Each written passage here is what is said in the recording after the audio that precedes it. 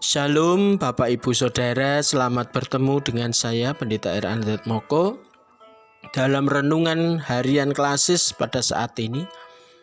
Kita akan mengangkat suatu tema atau judul kapok kawus. Adapun ayat bacaan diambil dari Mazmur 51 ayat 1 sampai 4. Pengakuan dosa. Untuk pemimpin biduan Mazmur dari Daud. Ketika Nabi Nathan datang kepadanya setelah ia menghampiri Betseba. Kasihanilah aku ya Allah menurut kasih setiamu. Hapuskanlah pelanggaranku menurut rahmatmu yang besar.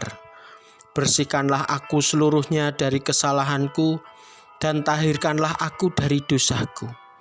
Sebab aku sendiri sadar akan pelanggaranku. Aku senantiasa bergumul dengan dosaku.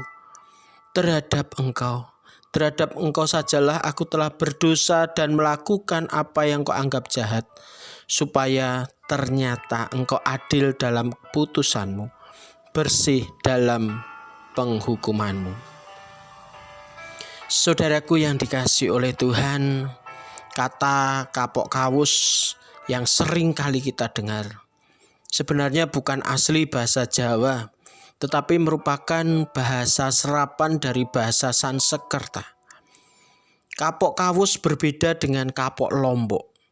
Kalau kapok lombok adalah orang yang kapok atau bertobat dari tingkah lakunya yang jahat, tetapi kemudian hari ternyata dia masih mengulangi kembali.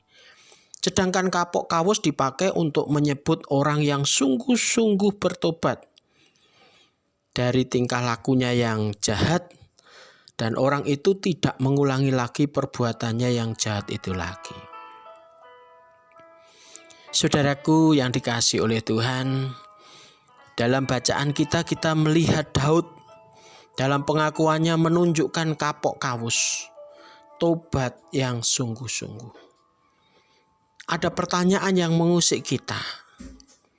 Apa sebabnya Daud sampai mengungkapkan segala kesalahan dan dosanya kepada Tuhan dengan sungguh-sungguh?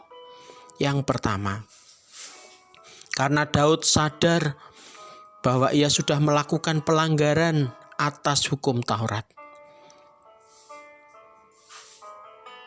Kesadaran inilah yang membuat Daud menerima ketika ia diingatkan oleh Nabi Nathan akan segala kesalahan dan dosa-dosanya. Yang kedua, Daud menyesal dengan sungguh-sungguh atas tindakannya menodai kekudusan perkawinan Uria dan Betseba yang berakibat pada penghukuman Tuhan. Tidak hanya pada dirinya, tetapi juga pada keturunannya. Lalu apa yang dilakukan oleh Daud setelah sadar akan tingkah lakunya itu? Bapak Ibu Saudara bisa melihat ayat 1-4. Di sini kita bisa melihat bagaimana Daud merasakan bahwa dosa-dosanya merusak hubungan dirinya dengan Tuhan. Oleh karena itu, agar hubungannya dipulihkan kembali dengan Tuhan, maka Daud perlu untuk memohon belas kasih Tuhan agar dosa-dosanya dibersihkan. Saudaraku yang dikasihi oleh Tuhan, sikap kapok kawus yang dinampakkan oleh Daud membuat Tuhan berkenan mengampuni dosa-dosa Daud. Daud dipulihkan kembali hubungannya dengan Tuhan.